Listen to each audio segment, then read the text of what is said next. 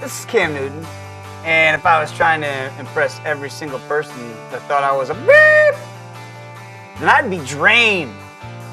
That's Cam if he's treated fairly. Not exactly sure what he's getting at. Listen to more of Super King. It's funny. It's really fun. It's interesting. But when you start hearing falsified stories from the people who really know you, that's when it really affects you.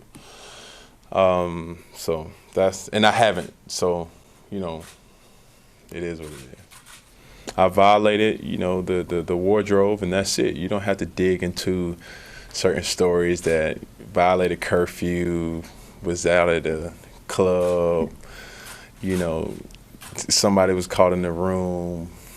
No, it was, you know, like I said, I still stand by Coach Rivera's decision, and that's just a warning for everybody, you know, and at no point in time or even still do I think I'm above the law. I never thought that I'm not that type of player. You know, a lot of people may think that from the outside looking in, because number one, it doesn't bother me because they don't know me. And for anybody who's ever known me or was on my team, they would know, you know, this situation could have been prevented because of my decision.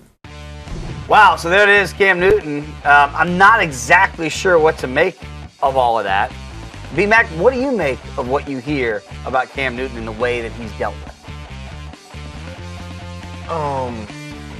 Because it seems like he's getting at that it's unfair. I don't have time for the critics. I don't have time to everybody that thinks I'm a beep. I'm just going to go out there and be me, and you're going to have to deal with me. Is this okay for Cam, or should he just kind of step away from the microphone for a little bit? Because it seems like every time he says something, we all sit here and go, what's he trying to say? Well, unfortunately, he can't step away from the microphone because that's part of his obligations of being an NFL player. But, you know, he has to understand whatever he does. What's the music score? I don't know. That sounds like a game show type music, right? Did I have the wrong answer? No. Yeah, I was waiting for like a gong or something. But yeah, but he does have to go out. He has media obligations that he must face.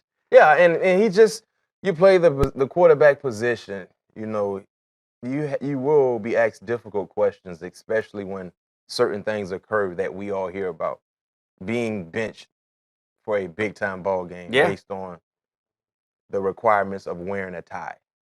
Now, when I played the game, my coaches did not stress on wearing ties.